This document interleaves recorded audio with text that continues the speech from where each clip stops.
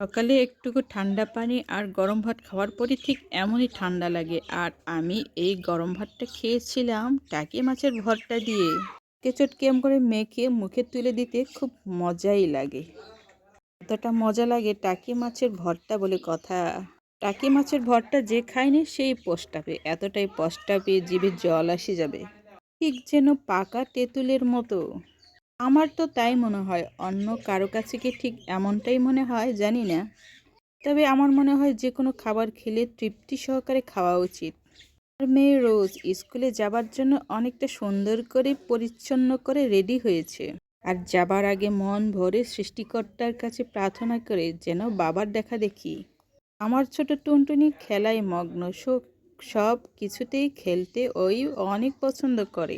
বাবার পুরনো ছবি নিয়ে ঘাটাঘাটি। সকালের কাজকর্ম সেরে এবার আমরা রোদ পোহাতে চলে আসছি বাইরে। দিদি চলে গেছে স্কুলে, এখন হচ্ছে আমাদের ফ্রি টাইম। আজকে এ পর্যন্তই, টাটা, বাই বাই।